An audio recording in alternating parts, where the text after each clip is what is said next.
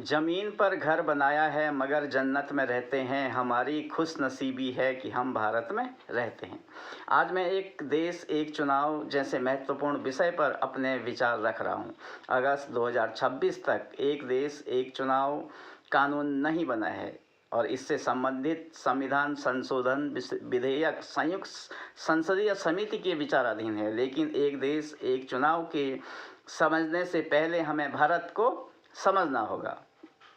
भारत केवल ज़मीन का एक टुकड़ा नहीं है कि जिसे वास्को डी गामा आए, खोजे और चला जाए। भारत एक भूगोल नहीं, एक सभ्यता है। भारत केवल एक देश नहीं, एक विचार है। भारत आर्यभट्ट की प्रतिभा है, स्वामी विवेकानंद का ज्ञान है, महर्षि दधीची का ज्ञान है, महाराणा प्रताप का स्वाभिमान है और पन्नाध्याय के त्याग की परिकाष्ठा है। भारत के होंठों पर गंगा है, हाथों में तिरंगा है। सत्यम शिवम सुंदरम से लेकर वंदे मातरम और वसुधैव कुटुंबकम तक की विचारधारा है। और इसी भारत ने दुनिया को लोकतंत्र की सबसे बड़ी प्रयोगशाला दी है। लेकिन आज सवाल यह है, क्या हमारा लोकतंत्र केवल चुनाव कराने के लिए है या चुनाव के साथ साथ देश को लगातार आगे बढ़ाने के लिए भी है? आज हमारे देश में अलग अलग समय पर लोकसभा, विधानसभा और स्थानीय निकाय के चुनाव होते रहते हैं। इसका परिणाम यह होता है कि देश का कोई ना कोई हिस्सा लगातार चुनावी प्रक्रिया में रहता है। चुनाव के दौरान प्रशासनिक मशीनरी की बड़ी संख्या में तैनाती होती है।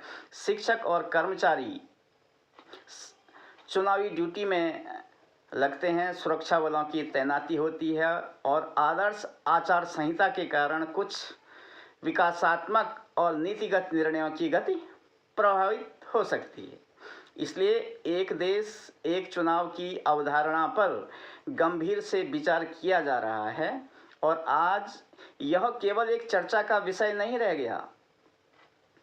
17 दिसंबर 2024 को केंद्र सरकार ने विधानसभा संशोधन विधेयक संसद में पेश किया, जिसका उद्देश्य लोकसभा और राज्य विधानसभाओं के चुनावों को एक साथ कराने की संवैधानिक व्यवस्था बनाना है। इसके बाद यह विधेयक संयुक्त संसदीय समिति को भेजा गया और ध्यान रखिए, आज अगस्त 2026 में भी यह कानून बनकर लागू नहीं हुआ है। संयुक्त संसदीय समिति अभी इस विषय पर विशेषज्ञों, राजनीतिक प्रतिनिधियों और विभिन्न वर्गों से विचार विमर्श कर रही है। यहाँ तक कि जुलाई 2026 में समिति ने गोवा में भी व्यापक परामर्श किया, अर्थात भारत इस व्यवस्था को लागू कर चुका है। यह कहना गलत होगा, लेकिन यह भी उतना ही सही है। भारत इस दिशा में संवैधानिक प्रक्रिया के एक महत्वपूर्ण चरण तक पहुंच चुका है। अब सवाल उठता है कि आखिर एक देश एक चुनाव का अर्थ क्या है? इसका अर्थ यह नहीं है कि पूरे देश में केवल एक ही पार्टी चुनाव लड़ेगी। इसका अर्थ यह नहीं कि राज्यों के अधिकार छीन लिए जाएंगे और इसका अर्थ यह नहीं कि राज्यों के स्थानीय मुद्दे खत्म हो जाएंगे। इसका सीधा अर्थ है लोकसभा और राज्य विधानसभाओं के चुनावों को एक साथ कराने की व्यवस्था, और यह भारत के लिए बिल्कुल नई कल्पना भी नहीं है। भारत ने 1951-52 से और 1967 तक लोकसभा और अधिकांश राज्य विधानसभाओं के चुनाव एक साथ होते रहे थे। बाद में अलग अलग राज्यों की विधानसभाओं के समय से पहले भंग होने और अन्य राजनीतिक परिस्थितियों के कारण चुनावी चक्र अलग अलग हो गया। अब प्रश्न यह है कि क्या हम फिर से उस व्यवस्था की ओर लौट सकते हैं? मेरा मानना है इस पर गंभीरता से विचार होना चाहिए, क्योंकि लोकतंत्र का अर्थ केवल बार बार चुनाव कराना नहीं है। लोकतंत्र का अर्थ है जनता की भागीदारी, जनता की पसंद, जनता की आवाज़ और जनता के जीवन में लगातार सुधार। अगर चुनाव 5 साल में एक बार हो, लेकिन सरकार 5 साल तक विकास के लिए लगातार काम करे, तो उसका लाभ किसे मिलेगा?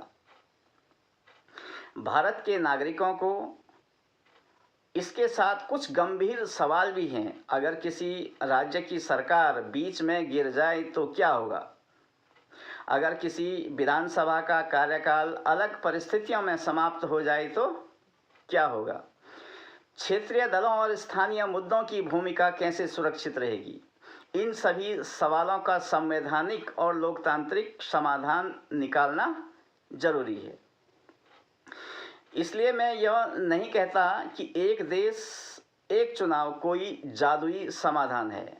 मैं केवल इतना कहता हूँ कि देश को चुनाव भी चाहिए और विकास भी, लोकतंत्र भी चाहिए और स्थिरता भी, राज्यों की सत्ता भी चाहिए और राष्ट्रीय प्रगति भी। और यदि कोई ऐसी व्यवस्था बनाई जा सकती है जिनमें इन सभी के बीच संतुलन कायम हो, तो उस पर विचार करने से पीछे क्यों हटें? आज मैं इस मंच से किसी राजनीतिक दल की तरफ से नहीं, बल्कि एक नागरिक और एक युवा भारत की आकांक्षाओं की तरफ से कहना चाहता हूँ, चुनाव हमारे लोकतंत्र का उत्सव है, लेकिन विकास भारत की आवश्यकता है।